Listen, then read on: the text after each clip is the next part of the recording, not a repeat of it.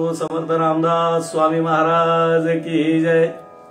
पार्वती पते हर हर हर महादेव। आपल्या हिंदू संस्कृतीमध्ये प्रामुख्यानं श्रावण महिन्याला अत्यंत महत्त्व दिलेलं आहे आणि अशा श्रावण मासामध्ये काही ना काहीतरी सत्संग आमच्याकडून घडावा असा संकल्प प्रत्येकाच्या मनाच्या ठिकाणी असावा। कारण का त्या भगवंताने तुम्हाला आम्हाला मानवाचा जन्म दिलेला आहे आणि याच देही घडे देवाचे भजन अनिक हे ज्ञान नाही कोठे। बाकीच्या योनीमध्ये हे ज्ञान नाहीये, मानवाच्या योनीमध्ये ज्ञान असल्यामुळं आमची काही कर्तव्य आहेत ती आम्ही केली पाहिजे। म्हणून कर्तव्य आम्हाला करण्यासाठी भगवंतानी जन्माला घातलेला आहे आणि किती दुर्लभ हा मानवाचा जन्म आहे। अशा मानव जन्मामध्ये तुम्ही आम्ही श्रावण मासामध्ये अगदी पहिल्या दिवसापासून एकत्रित जमा झालेलो आहोत। मोठं भाग्य आहे आपलं की या मराठवाड्याच्या पावन पुण्य प्रभावती नगरीमध्ये परभणीमध्ये काही भक्तांच्या मनाच्या ठिकाणी सत्संगाचा विचार आला।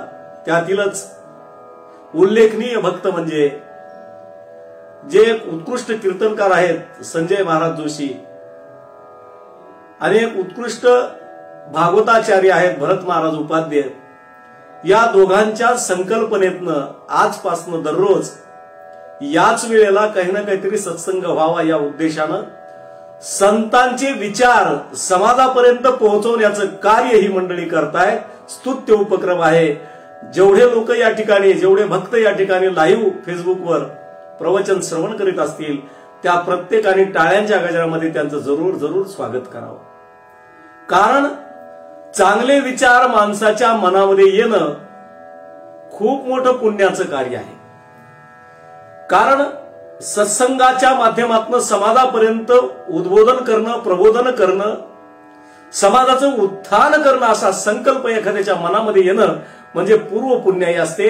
त्याच्याशिवाय हे शक्य होत नसतं। श्रोते हो, लक्षात घ्या।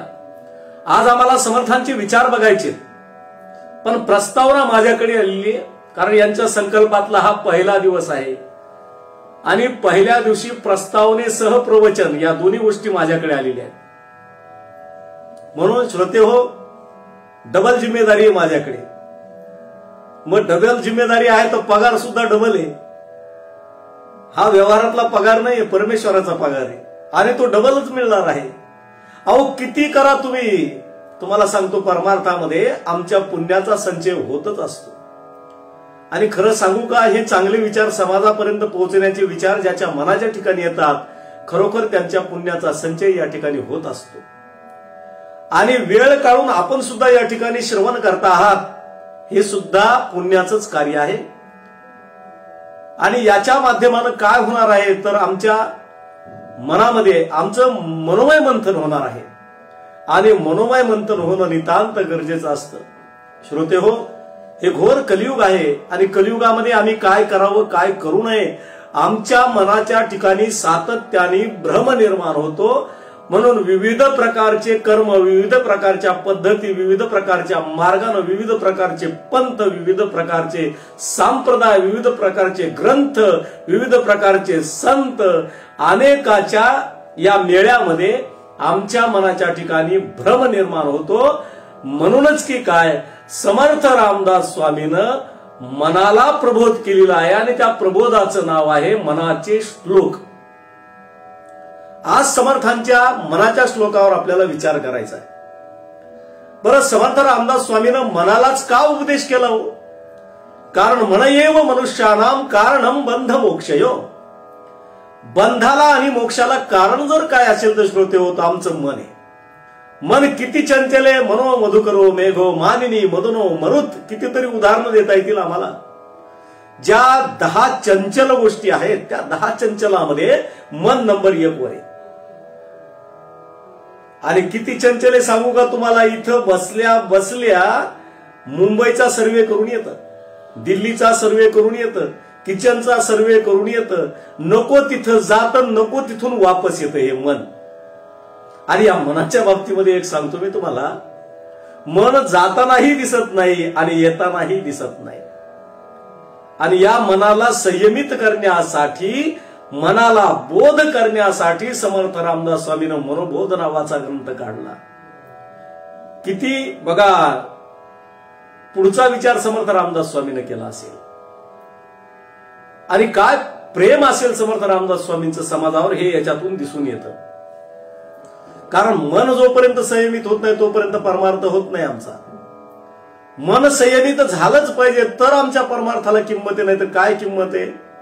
इथं बसलोय मी प्रवचन करायला, माझं मन जर दुसरीकडे असेल तर प्रवचन व्यवस्थित होणार नाही. जे चिंतन मांडायलो त्याच्यामध्ये माझं मन पाहिजे. आज श्रोते माझ्या समोर नाहीत, मान्य आहे मला.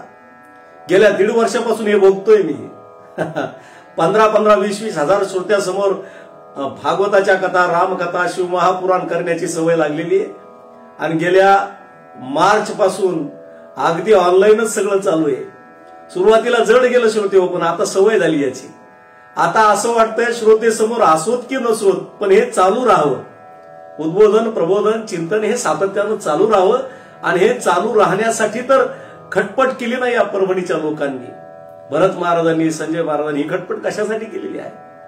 याच्या माध्यमातून आम्हाला तळागाळातल्या समाजापर्यंत पोहोचता येतं. आज मोबाईल वापरता येत नाही. मला वाटतं महाराष्ट्रामध्ये खूप कमी संख्या असेल की ज्यांना मोबाईल वापरता येत नाही. सगळ्यांना या ठिकाणी ऑपरेट करता येतं, फेसबुक लाईव्हवर बघता येतं. हा आनंद आम्हाला लुटता येतो. मान्य आहे आम्ही एकत्रित नाहीये, ही खंत आहे आमच्या मनाच्या ठिकाणी. आणि खंत कुठे आहे? मनाच्या ठिकाणी. लक्षात ठेवा, शरीरानं आम्ही ती खंत दाखवू शकत नाही, पण मनानं दाखवू शकतो.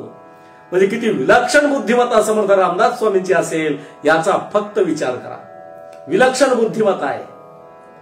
आणि योग्य तपास, योग्य नाडी परीक्षण समर्थ रामदास स्वामीचं आहे. मी तर म्हणेल समर्थ रामदास स्वामी हे समाजाचे निष्णात आहेत. ज्यांना नाडी पाहिल्याबरोबर रोग ओळखता येतो त्याला निष्णात म्हणतात, वैद्य म्हणतात. आता डॉक्टर आहेत, नाही अशातला भाग नाही, त्यांची बुद्धिमत्ता आहे, मला तेही मान्य करायचंय, त्याच्यात काही विरोध मला करायचा नाहीये. पण दवाखान्यात गेल्यानंतर झोपा, झोपल्यानंतर डोळे पांढरे करा, त्याच्यानंतर आ मोठा करा, हातपाय खालीवरे करा. सगळ्या खटपटी झाल्यावर आम्हाला विचारतो तुला काय होतंय, याला म्हणायचं डॉक्टर. आणि नाडी पाहिल्याबरोबर ज्याला रोग कळतो त्याला समजायचं निष्णात. समर्थ रामदास स्वामी हे समाजाचे निष्णात आहेत. आणि समाजाला नेमका प्रबोध कोणता करायचा हे समर्थ रामदास स्वामींच्या लक्षात आलं. आणि लक्षात आल्यामुळे तर समर्थ रामदास स्वामींनी मनाच्या श्लोकाची रचना केली. लक्षात ठेवा, चिंतनाचं प्रस्तावना चालू आहे आपली. आणि चिंतन असं असावं, बेस जर पक्का झाला चिंतनाचा तर जे सांगणार आहेत आपण, जे समर्थ रामदास स्वामींचे विचार आहेत ते पचायला जड जात नाहीत, पचायला सोपे जात असतात. म्हणून माझी कथा असू द्या, कुठलेही कार्यक्रम असू द्या, पण त्याच्यामध्ये अगोदर मी बेस तयार करतो. बेस तयार झाला आध्यात्मिक चिंतनाचा की त्यातली गोडी, त्यातला रस चांगल्या पद्धतीनं समाजापर्यंत जाऊ शकतो आणि समाज त्याचा त्या पद्धतीनं फायदा निश्चित घेऊ शकतो, हे लक्षात ठेवा. मग समाजाला याची गरज आहे, ते समाजापर्यंत पोहोचलं पाहिजे. ही तळमळ प्रत्येकाच्या मनाच्या ठिकाणी असली पाहिजे. आणि ही तळमळ संतांच्या मनाच्या ठिकाणी निश्चित रूपाने होते. म्हणून समर्थ रामदास स्वामींना रोग कळाला की बाबा हो, तुमचं मन संयमित नाहीये. मग समर्थ रामदास स्वामींनी 205 मनाचे श्लोक निर्माण केले. तसे प्रत्येक श्लोक या ठिकाणी चिंतनीय आहेत. आणि मी जवळपास 205 श्लोकावर कीर्तन केलेली आहेत समर्थ रामदास स्वामींच्या, 205 श्लोकावर.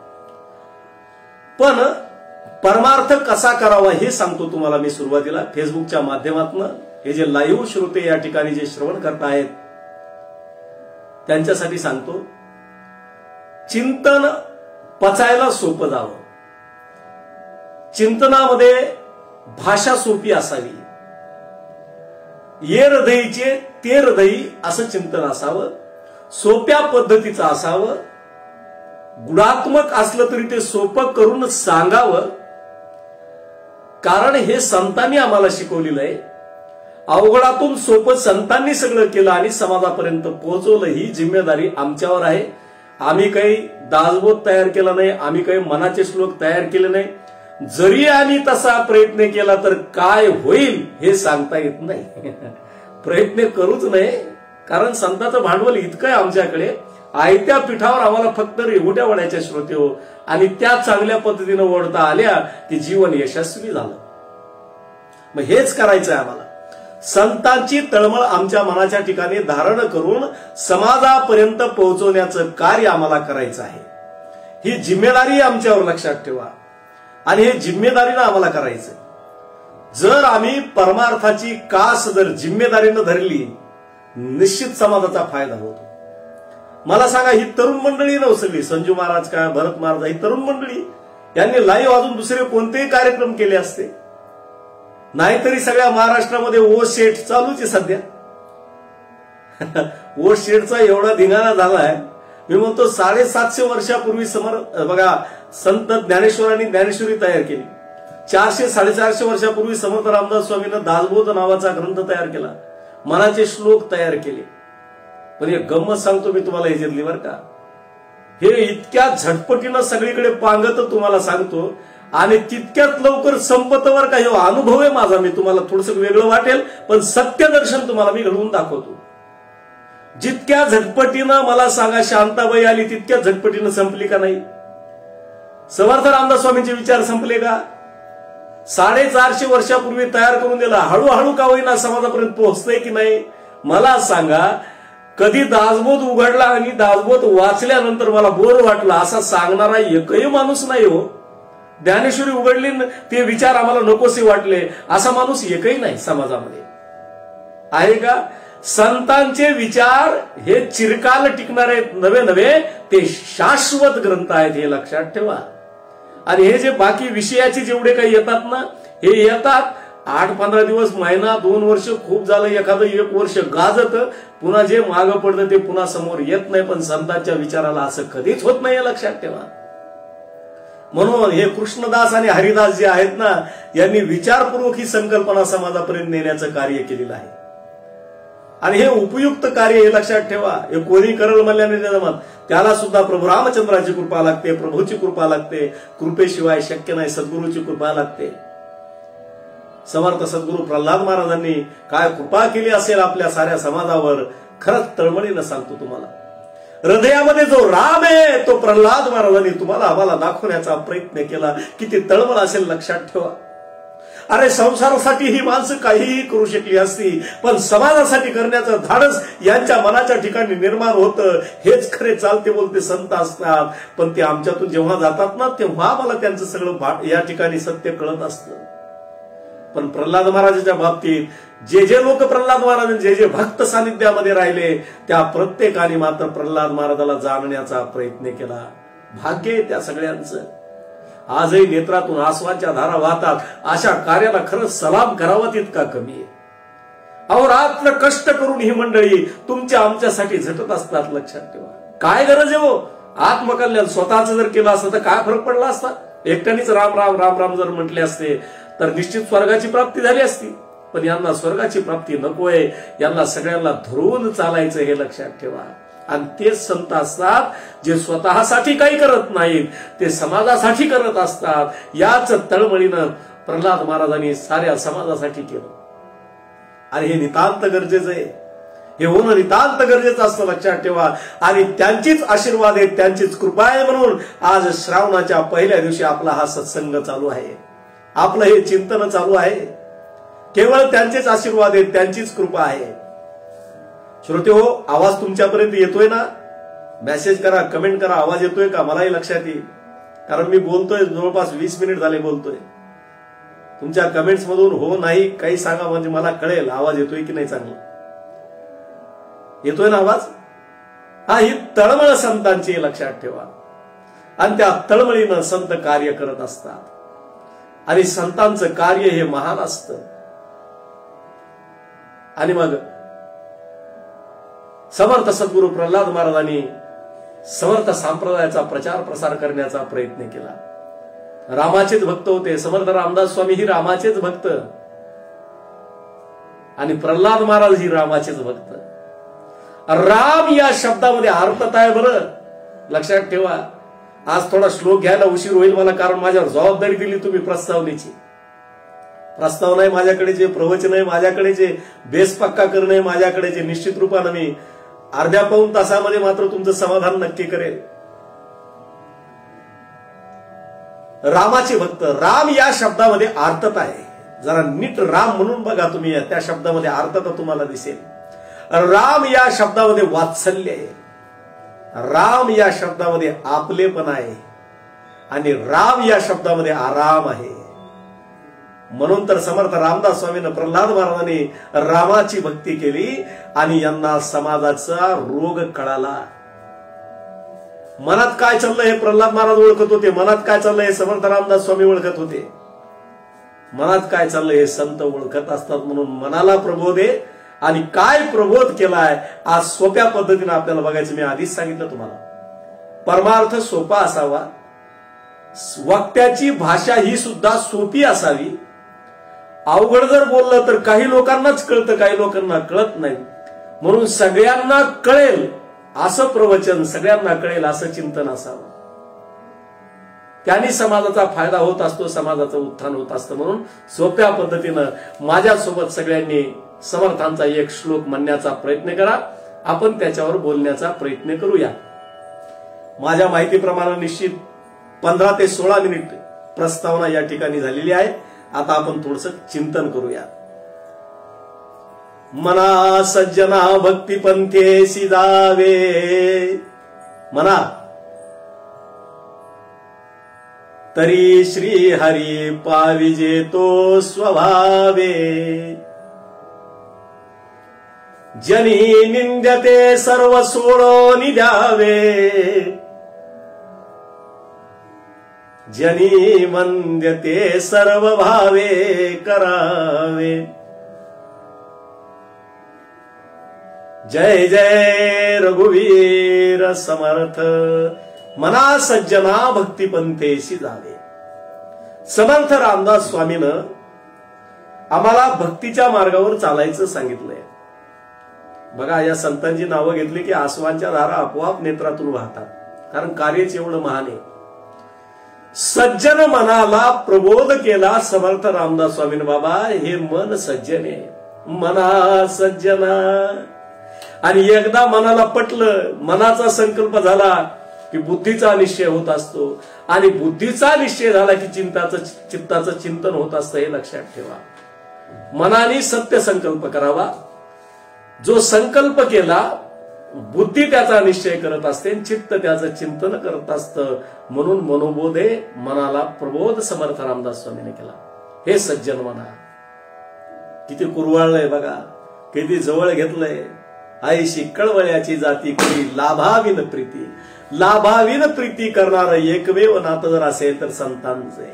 मना सज्जना भक्ती पंथेसी जावे, तरी श्री हरी पाविजे तो स्वभावे. होय भक्ती केला तैसा.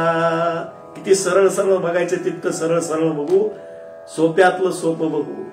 सज्जन मनाला समर्थ रामदास स्वामीनं प्रबोध केलाय, भक्तीच्या पंथानं जा, म्हणजे भक्तीच्या मार्गानं जा. भक्ती म्हणजे काय आणि ती कशी करावी महाराज?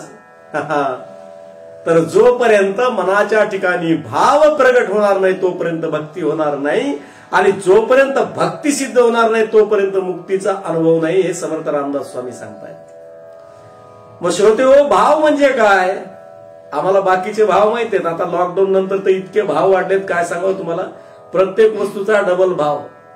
5 रुपयाची वस्तू 10 रुपयाला झाली.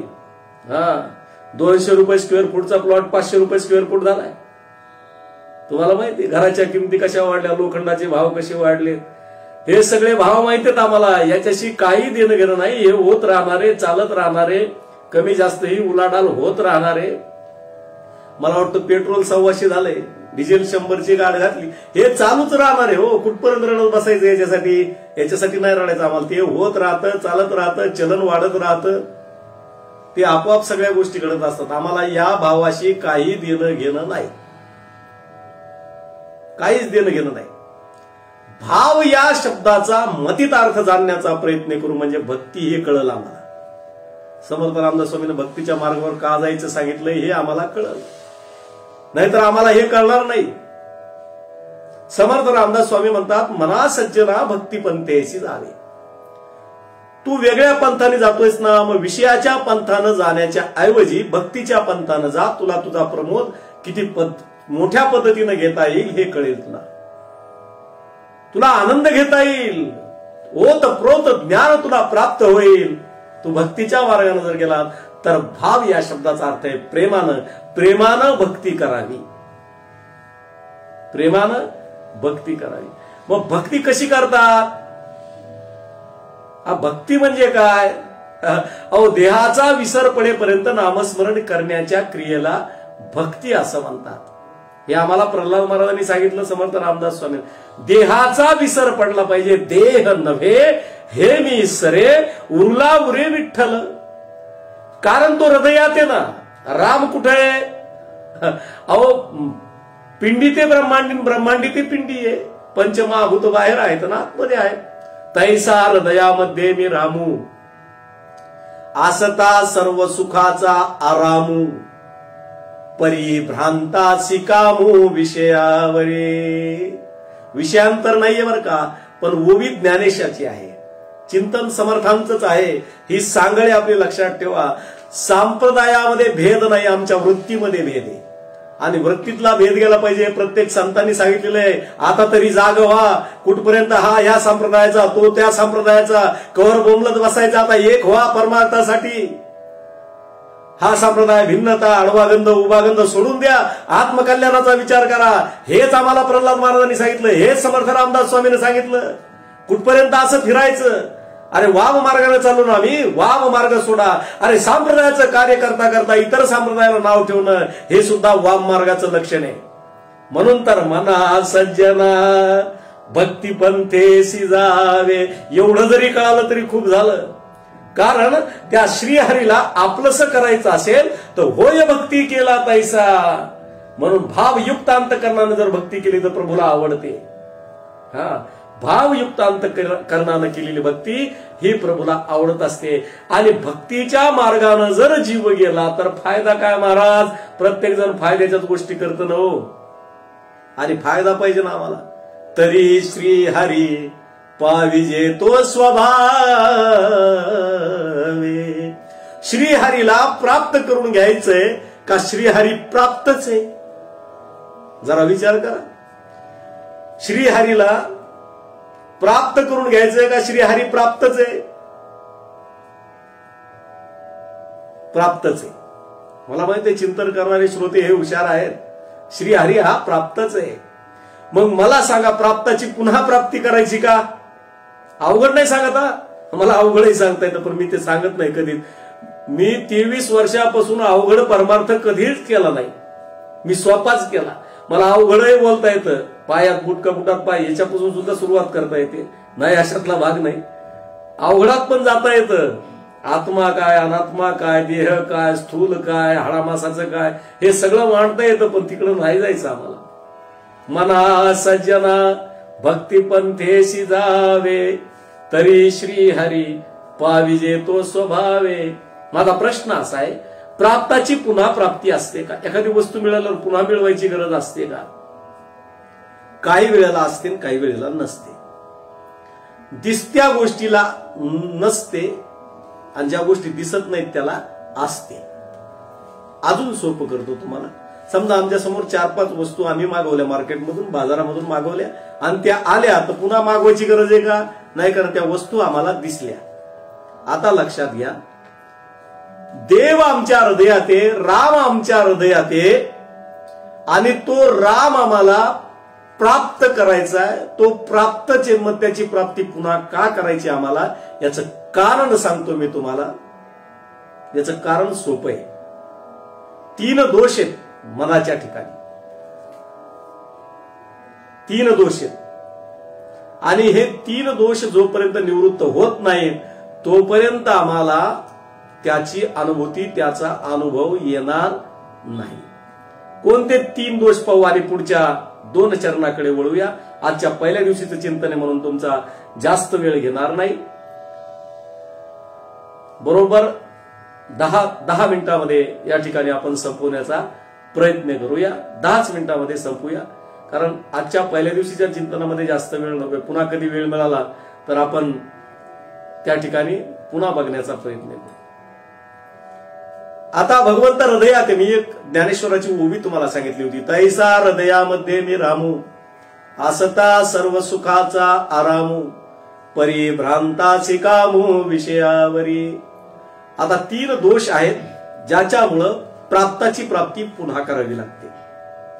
प्राप्ताची प्राप्ती नसते पण पुन्हा करावी लागते. 3 दोष आहेत.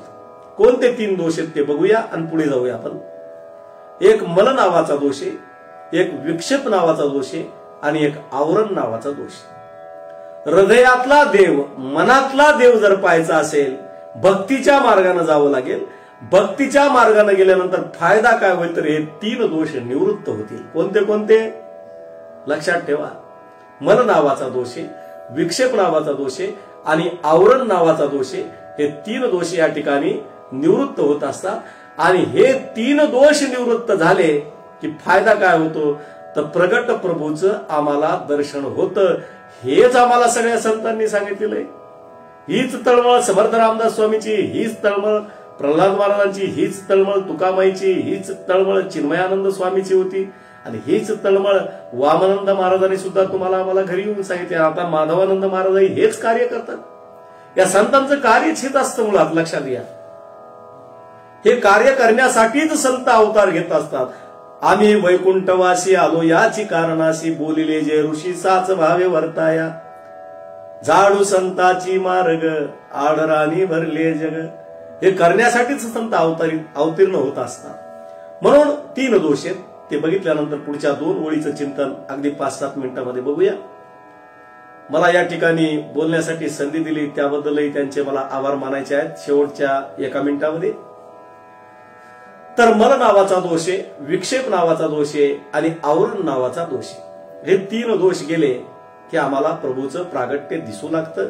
आणि प्रभू प्रगट रूपानं आम्हाला दिसल्यानंतर फायदा काय आहे तर मी तू पण जाऊ दे दुरी, एकची घोंगडी पांघरू हरी, तुका म्हणे आळी जीवे नुरेची वेगळी.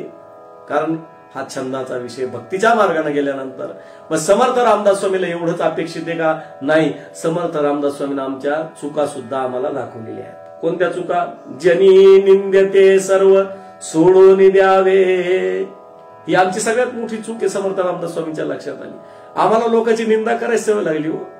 मी नेहमी सांगत असतो, माणूस स्वतःच्या दुःखानं दुःखी नाहीच, आम्हाला दुसऱ्याचं सुख बघवत नाही. मला एखादा माणूस मोठा झाला की आमच्या पोटात दुखत. कशाला दुखायला पाहिजे? नाही दुखायला पाहिजे. माणसं मोठी केली पाहिजे. माझा अनुभव आहे. माझ्या सानिध्यामध्ये जेवढे काही कलाकार आले ते सगळे महाराज म्हणून बाहेर पडले. मोठेपणानं सांगतो मी तुम्हाला. पोटात दुखायची गरजच नाही, कारण त्यांचं चिंतन आहे, त्यांचा अभ्यास आहे. माझ्याबरोबर 8-8, 10-10 वर्ष राहिले, भागवत सांगून बाहेर पडले. आता भागवत कीर्तन करतात. आनंदाची गोष्ट आहे. धर्माचा प्रचार प्रसार करणारी ही सगळी मंडळी, प्रचारक तयार व्हायला पाहिजेत की नाही हो? जसे जसे प्रचारक तयार होतील तसं तसं दक्ष होऊ ना आम्ही. म्हणून आम्हाला दक्ष व्हावं लागेल, प्रचार करावा लागेल, प्रचारक व्हावं लागेल.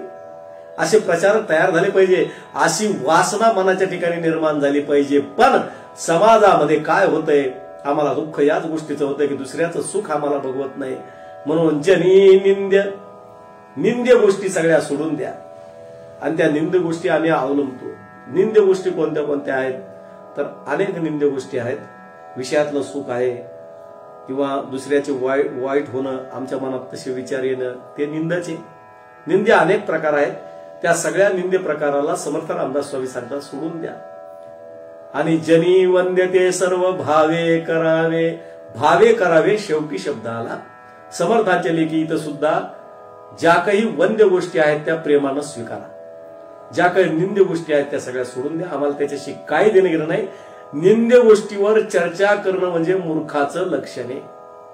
वाट्यावर बसून तंबाखू चोळत मोदीला काय कळतं हे म्हणणं सुद्धा मूर्खपणा आहे. कारण ते मोदी आहेत. जर तंबाखू चोळणाऱ्याला जर कळालं असतं तर तो झाला नसता का पंतप्रधान? अहो, त्याचा अधिकार त्याला आहे, लक्षात ठेवा. म्हणून निंद्य गोष्टी सोडून द्या. वंद्य गोष्टी या ठिकाणी त्या भावानं स्वीकारा. भावानं म्हणजे प्रेमानं स्वीकारा. आणि त्या जर आपण प्रेमानं जर स्वीकारल्या तर आमचा निश्चितपणानं फायदा झाल्याशिवाय राहणार नाही. आम्हाला फायदा करून घ्यायचा आहे. म्हणून समर्थ रामदास स्वामीला अजूनही काही वेगळं सांगायचं असेल बरं का श्लोकाच्या माध्यमानं, माझा काही तेवढा अभ्यास नाहीये. मी एक साधा भोळा माणूस आहे बरं का, आणि साधा भोळा कीर्तनकार आहे. मोठ्या लेवलला पोहोचलेलो असा वगैरे काही नाही, प्रसिद्ध नाही, सुप्रसिद्ध नाही, काही नाही. साधा भोळा माणूस आहे. पण साध्या भोळ्या माणसाकडे प्रस्तावना सुरुवात आलेली आहे. हे माझं महत् भाग्य आहे, लक्षात ठेवा. कारण गेल्या 8 महिन्यापासून मी युट्यूबच्या माध्यमानं दररोज काही ना काहीतरी चिंतन मांडत असतो. माझं युट्यूब चॅनल पण आहे, ऐकणाऱ्या सगळ्या श्रोत्यांनी जाणून घ्या. सुनील महाराज आष्टीकर नावानं रोज 15 ते 20 मिनिटाचं चिंतन मी सकाळी सकाळी मांडत असतो. तेही तुम्ही बघण्याचा प्रयत्न करा. आणि हे जे माझे पारमार्थिक बंधुमित्र आहेत, भरत महाराज, संजय महाराज यांनी हा उपक्रम सुरू केलेला आहे. कदाचित आता मला माहित नाही, कारण मी तुम्हाला लाईव्ह देतो, किती लोक याच्याशी जॉईन आहेत, किती लोक बघतायत, किती लोकांचे मेसेज आहेत, प्रतिक्रिया आहेत, मी नंतर बघूनच घेईल. पण निश्चित रूपानं याला प्रतिसाद देण्याचा सगळ्यांनी प्रयत्न करावा. कारण हे स्तुत्य उपक्रम आहे, चालवलेला उपक्रम आहे. दोन्ही महाराजांनी मिळून, संजय महाराजांनी आणि भरत महाराजांनी मिळून चालवलेला हा उपक्रम आहे. आजच्या पहिल्या दिवशीची, पहिल्या वर्षाची, श्रावण महिन्याची या पहिल्या तारखेची प्रतिपदेची सेवा माझ्याकडे आलेली आहे. म्हणून मी नंबर 1 आहे. आणि तुम्हाला माहिती आहे नंबर 1 यायलाच पाहिजे का नाही. कोणाला वाटतं नंबर खाली जावं 0, नंबर 1च यावं वाटतं प्रत्येकाला. मी आलो बाबा नंबर 1. आज तुम्ही सुद्धा प्रयत्न करा नंबर 1ला येण्याचे. मी आलोय आज नंबर 1ला. आणि जशी गरज पडेल श्रोत्यांना, जशी गरज पडेल या समर्थ भक्तांना, प्रल्हाद महाराजांच्या शिष्यांना, तशी मी या ठिकाणी सेवा देण्याचा निश्चित रूपानं प्रयत्न करेल. आपणही चांगलं सहकार्य करा, प्रतिसाद द्या. आणि दररोज या ठिकाणी ही एक आपल्या जीवनातली उपासना आहे. प्रवचन श्रवण करणं ही सुद्धा उपासना आहे. आणि आपल्या समर्थ संप्रदायामध्ये उपासनेला फार मोठं महत्व आहे. म्हणून सगळ्यांनी मिळून अर्ध्या पाऊण तासाची ही उपासना निश्चित करण्याचा प्रयत्न करा. कुठलाही अभ्यास नाही, कुठलंही चिंतन नाही, कुठलाही ग्रंथ उघडला नाही. कारण 7 वाजेपर्यंत मी माझ्या नित्य उपासनेमध्ये होतो, हरिपाठामध्ये होतो, मनाच्या श्लोकामध्ये होतो. आणि काय बोलायचंय, काय चिंतन मांडायचं, ऐन वेळेवर मला या ठिकाणी संपर्क झाला कुठल्या. आणि मी कधी अभ्यास करत नाही. भागवत करायचं म्हणलं तरी कधी ग्रंथ उघडत नाही. रामकथा करायची म्हणलं ग्रंथ नाही. भगवंत जे सुचवल आणि आपली जशी श्रद्धा असेल समर्थावर, जशी कृपा होईल प्रल्हाद महाराजांची, त्या पद्धतीनं बोलण्याचा प्रयत्न या ठिकाणी मी केलेला आहे. ऐन वेळेवर मिळालेल्या विषयाला सुद्धा स्वीकारून या ठिकाणी चिंतन मांडण्याचा प्रयत्न केला असेल. हेच समर्थ रामदास स्वामीला सांगायचं असेल असाही माझा दावा नाही. याही पेक्षा वेगळं चिंतन समर्थ रामदास स्वामीला सांगायचं असेल. म्हणून याही पुढे दररोज वेगवेगळे महाराज छान छान चिंतन मांडणार आहेत. तुम्ही आम्ही सगळेजण मिळून या ठिकाणी रोज लाईव्ह फेसबुकला जॉईन होऊया आणि चांगल्या पद्धतीनं आस्वाद घेण्याचा आपण प्रयत्न करूया. आणि सगळ्यांना श्रावण महिन्याच्या हार्दिक हार्दिक